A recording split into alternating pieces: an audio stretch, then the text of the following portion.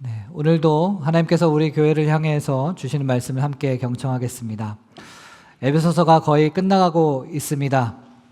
에베소서를 보내주기가 아쉽지만 우리 함께 교회 공동체에 대해서, 그리고 또 우리 그 교회를 연결하고 세워가는 화평이신 예수 그리스도에 대해서 함께 묵상하면서 주안의 우리 교회의 첫 번째 해를 마무리하고 둘째 해를 맞이할 수 있었던 것은 참 감사한 일인 것 같습니다. 오늘은 기도에 대한 이야기입니다. 보통 기도는 지난 주일에 나오는 하나님의 전신갑주에는 포함되지 않습니다. 믿음의 방패나 구원의 투구처럼 뭔가 이제 전신갑주에 해당하는 도구가 이제 기도에는 안 붙기 때문에 소위 하나님의 전신갑주 리스트업은 이제 성령의 검, 곧 하나님의 말씀까지를 치는 경우가 많습니다. 하다못해 장갑이나 무릎 보호대 그런 거라도 있었다면 기도도 그 리스트 안에 들어갈 수 있었겠지만 그렇지 않습니다. 그러나 그 리스트에 바로 이어져서 언급되는 오늘 말씀 이 기도는 비록 그에 해당하는 전신갑주는 없지만 그 전신갑주 리스트와 사실상 동일한 역할을 한다고 볼 수 있겠습니다. 지난 주일에 함께 나눈 것처럼 하나님의 전신갑주의 역할은 이제 마귀의 관계를 대적하기 위함인데, 이제 마귀의 관계라는 것은 예수 그리스도께서 우리의 화평이 되셔서 성령을 통해 둘이 하나가 되게 하신 것을 어그러뜨리는 것이 마귀의 관계라고 했습니다. 그러니 하나님의 전신갑주는 이제 하나 되게 하신 것을 힘써 지키는 도구로서의 역할이라고 하겠습니다. 그리고 오늘 기도를 언급하고 있는 이 바울의 어조는 이 역할에 정확하게 일치합니다.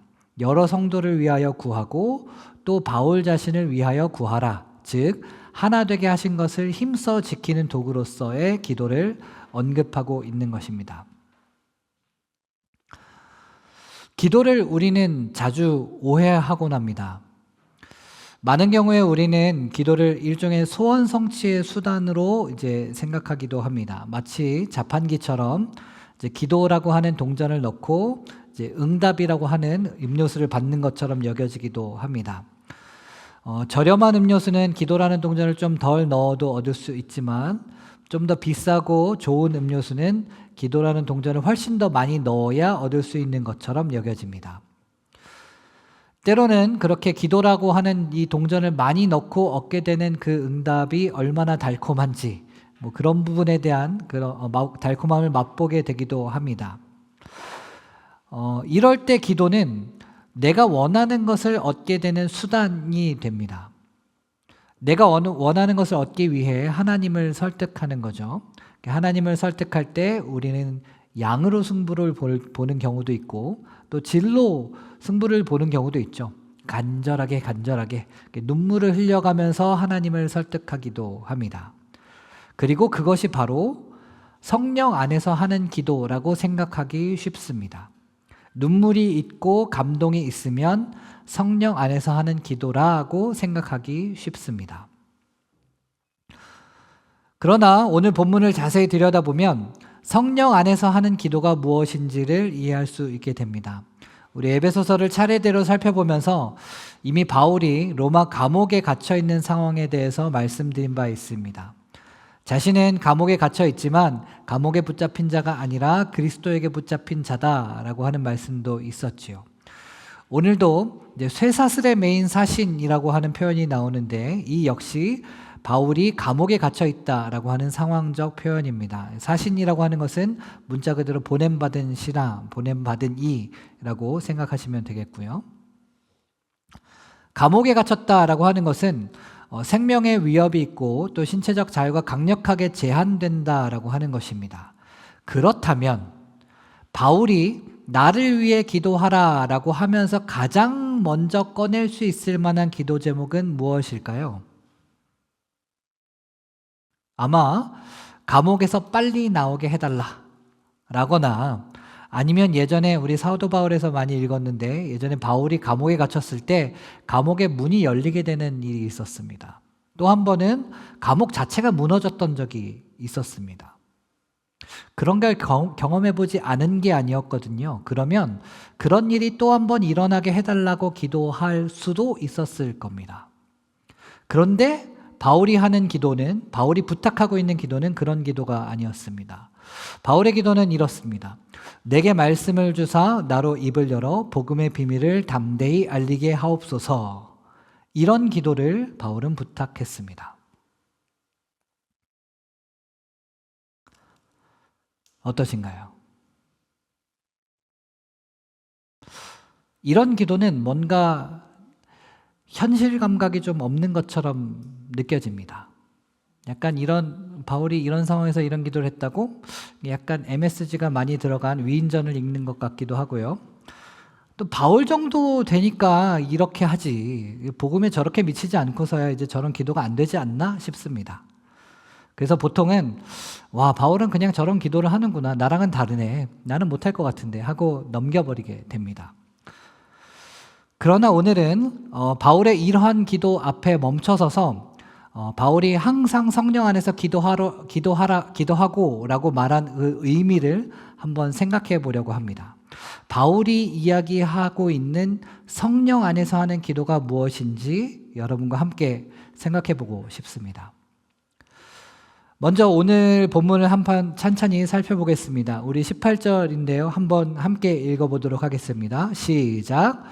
모든 기도와 간구를 하되 항상 성령 안에서 기도하고 이를 위하여 깨어 구하기를 항상 힘쓰며 여러 성도를 위하여 구하라. 네. 모든 기도와 간구를 하되, 여기서 이제 기도라고 하는 것과 간구라고 하는 것을 구태여 나누어 볼 수는 있겠습니다. 원어상으로는 기도는 좀 더 포괄적인 의미고 간구는 구체적인 요청을 중심으로 하는 기도다라고 할 수는 있겠는데, 구태여 그 의미를 나눠보는 것보다 훨씬 더 중요한 것은 뭐냐면 모든과 항상의 문장 관계입니다. 모든 기도와 간구를 하되 항상 성령 안에서 기도하고 라고 하는 이 문장 전체 구조를 잘 생각해 보면 이렇게 이해할 수 있습니다. 무엇이든 기도든 간구든 기도 할아버지든 너네가 다 하는데 암튼 그것은 성령 안에서 해야 되는 거다라고 하는 의미입니다. 그러니까 굳이 여기서 기도는 어떤 거고 간구는 어떤 거고 구태여 따질 필요 없이 중요한 건 뭐다? 성령 안에서 하는 게 중요한 거다 하는 겁니다. 그리고 이어서 이를 위하여 깨어 구하기를 항상 힘쓰며, 여기서 이를 위하여가 지시하는 것은 바로 이제 성령 안에서입니다. 모든 기도와 간구가 성령 안에서 이루어지는 것이 되도록 성령 안에서 이루어지기를 위하여 깨어 있어야 한다. 그리고 성령 안에서 기도할 수 있기를 항상 힘써서 구해야 한다라고 하는 것입니다. 그렇다면 이 성령 안에서 기도한다라고 하는 것이 그러면 도대체 뭔가라고 우리 생각해 볼 수 있겠습니다. 아까 말씀드린 대로 우리는 마음에 감동이 있고 눈물이 나면 그것이 성령 안에서 하는 기도가 아닐까 하는데요. 이게 사실은 1900년대 초 미국에서 시작된 이제 오순절 계열에서 이제 성령이라고 하는 것이 좀 은사주의적인 측면으로 강조되면서 생기게 된 경향입니다. 그 성령 안에서라고 하면 뭔가 방언이나 치유 같은 특별한 체험을 하는 것으로 생각합니다. 조용하던 사람이 갑자기 방언을 터뜨리면 되게 낯설잖아요. 이제 그런 비일상성의 당황스러움을 이해하기 위해서 그러한 이제 비일상성의 이면에 성령의 역할이 있겠구나라고 하는 겁니다. 감정이 뜨거워질 때가 아닌데 감정이 뜨거워지는 것, 이러한 비일상성도 성령의 역할로 보는 거죠. 성령이 정말로 그렇게 일하시냐? 당연히 그런 식으로 일하십니다. 성경 곳곳에서 성령은 비일상성으로 일하시는 경우가 많이 있습니다. 방언을 받는 일, 마음을 뜨겁게 하는 일, 성령의 일하심으로 설명되는 여러 가지 성경의 증언이 있습니다. 그러나 성령이 이러한 방식으로서만 일하시냐? 혹은 모든 비일상성은 모두 다 성령의 일하심이냐? 그렇지가 않습니다. 성령은 오히려 일상성으로서 더 많이 임하시고 더 많이 일하십니다. 제가 좋아하는 말 중에 이런 말이 있습니다. Faith seeking understanding. 이해를 추구하는 믿음이라고 하는 이제 안셀무스라고 하는 사람의 이제 표현이 있는데, 한편으로는 이 언어가 이제 근대적인 이제 한계를 지녔음에도 불구하고 여기 이제 faith 그리고 seeking 그리고 understanding 이 세 단어 모두가 성령의 일하심으로 아주 중요한 자리가 되는 겁니다. understanding 그리고 seeking이라고 하는 것은 사실 우리 인간이 하는 일상의 언어입니다. 그러나 그것마저도 여전히 성령이 일하시는 자리가 된다는 겁니다. 비일상성은 되게 매력적이고 도파민이 막 터집니다. 와, 이런 놀라운 하나님의 일하심이 하면서 감탄하게 됩니다. 그러나 그것보다 더 많이 하나님은 매일 해가 뜨게 하시고 해가 지게 하시는 일상성으로, 달이 차고 기울기를 반복하게 하시는 일상성으로, 상처가 나면 아물게 되는 생명의 일상성으로, 공부를 해야 배우게 되는 학습의 일상성으로 하나님은 훨씬 더 많이, 훨씬 더 넓게, 훨씬 더 깊이 일하고 계십니다.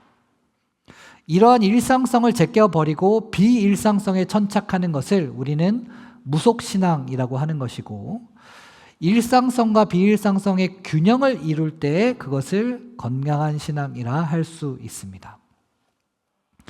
다시 돌아가 정리해보면 우리는 성령 안에서 하는 기도를 우리는 비일상성의 차원에서 이해하려는 경향이 많이 있는데, 그렇게만 볼 수 없다.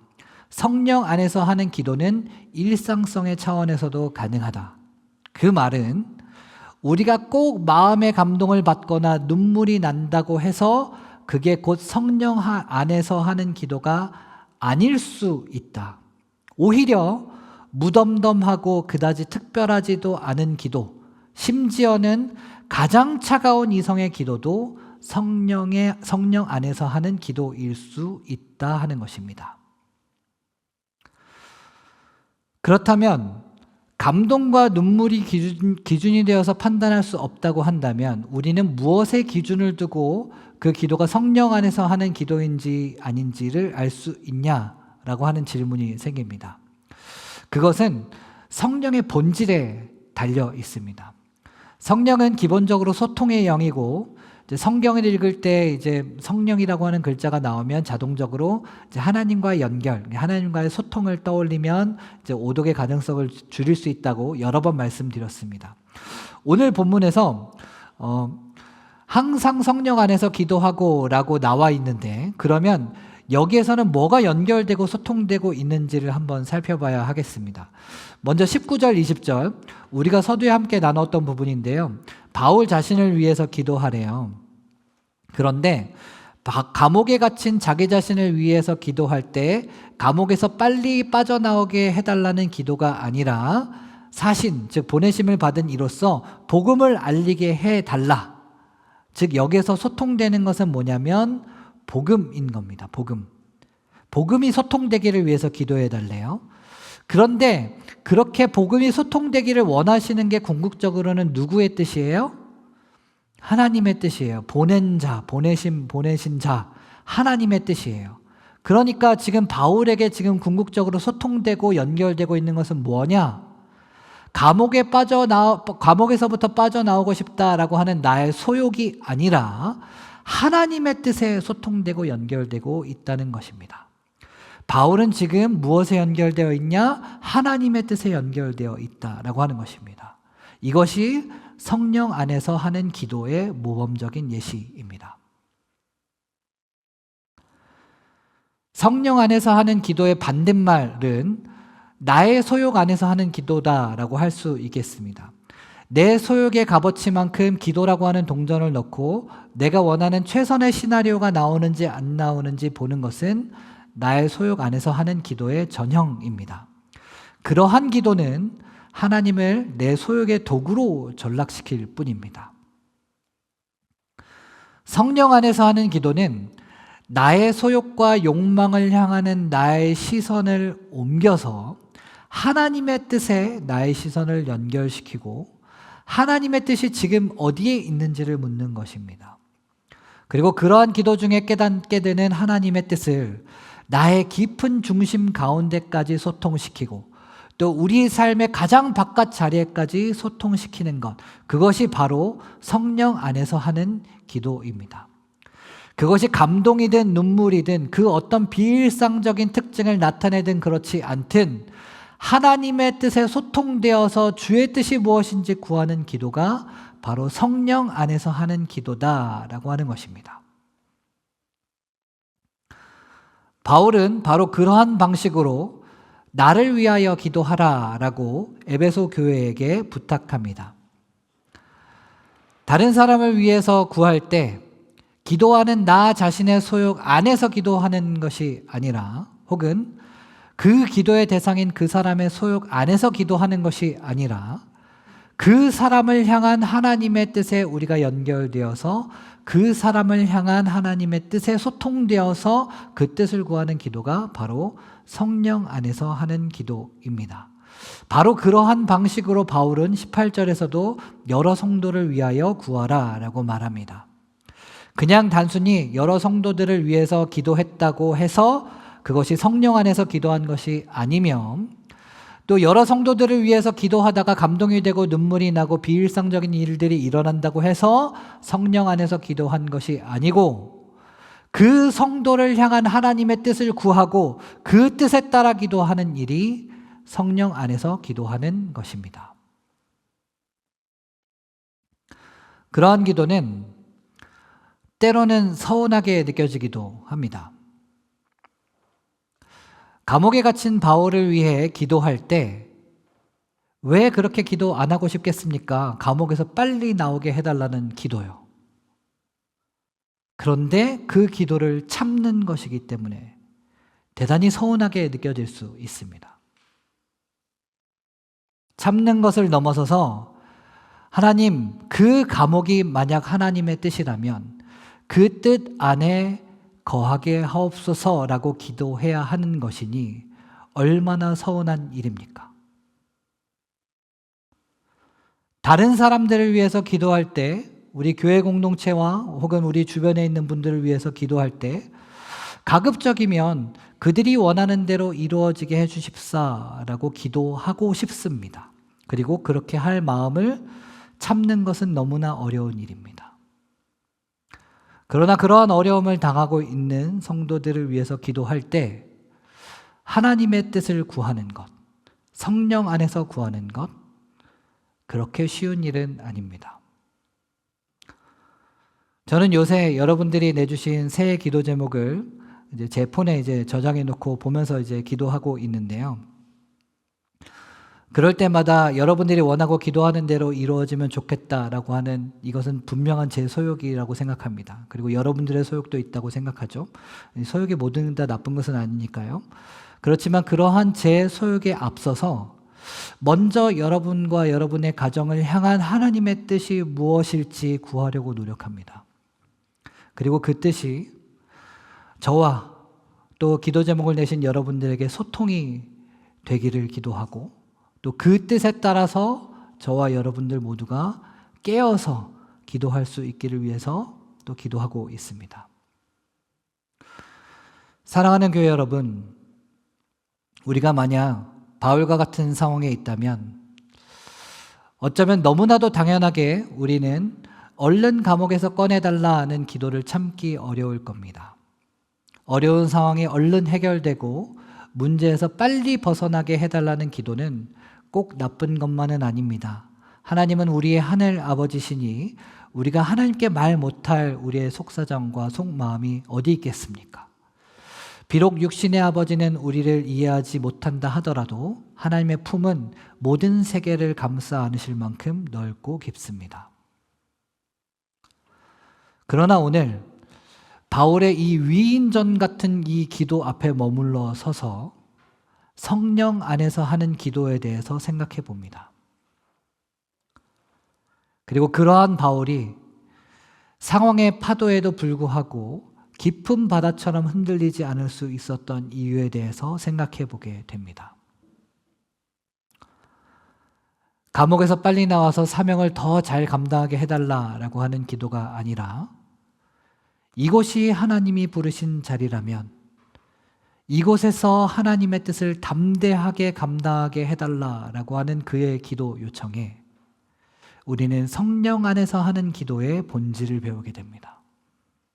그것은 우리가 사망의 음침한 골짜기를 걸어갈 때에도 그 안에서 결코 우리를 고아처럼 홀로 두지 않으시는 하나님의 진심임을 깨닫게 됩니다.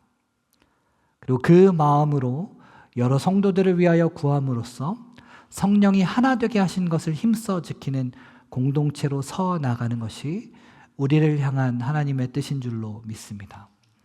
하나님을 움직이게 하려고 아둥바둥하기보다 하나님의 뜻이 어디에 있는지를 먼저 묻고 헤아리며 하나님의 뜻에 소통되는 기도로 하나님과 연결되고 또 공동체와 연결되는 은혜가 저와 여러분 모두에게 있으시기를 진심으로 축복합니다.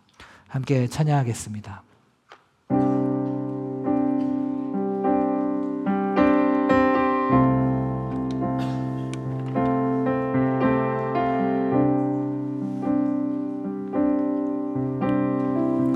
허무한 시절 지날 때 허무한 시절 지날 때 깊은 한숨 내쉴 때 그런 풍경 보시며 단식하는 분 있네. 그와 같이 너희를 버려두지 않으리. 내가 너희와 영원히 함께하리라. 다시 한번 고백합시다. 허무한 시절, 허무한 시절 지날 때 깊은 한숨 내쉴 때 그런 풍경 보시며 단식하는 분 있네. 그와 같이 너희를 버려두지 않으리. 내가 너희와 영원히 함께하리라. 성령이 오셨네. 성령이 오셨네. 성령이 오셨네. 내 주에 보내신 성령이 오셨네. 우리 인생 가운데 신이 찾아오셔서 그 나라 꿈꾸게 하시네. 억눌린 자 갇힌 자, 억눌린 자 갇힌 자, 자유함이 없는 자, 피난처가 되시는 성령님 계시네. 주의 영이 가신 곳에 잠자유가 있다네. 진리의 영이신 성령이 오셨네. 성령이 오셨네. 성령이 오셨네. 성령이 오셨네. 내 주에 보내신 성령이 오셨네. 우리 인생 가운데 신이 찾아오셔서 그 나라 꿈꾸게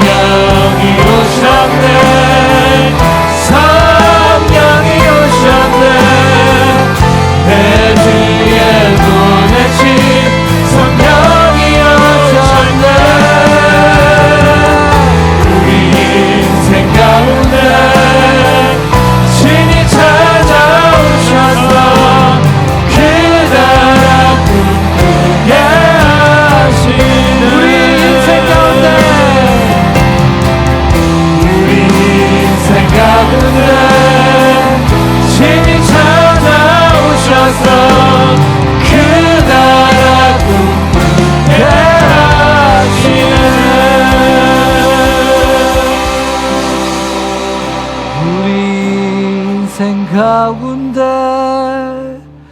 친히 찾아오셔서 그 나라 꿈꾸게 하시네.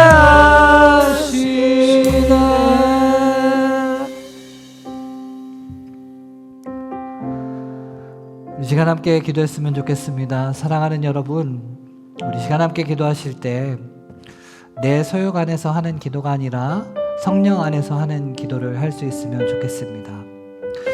우리 각자의 삶의 자리에서 우리를 어렵게 하고 두렵게 하고 부담을 갖게 하는 부분이 있습니까?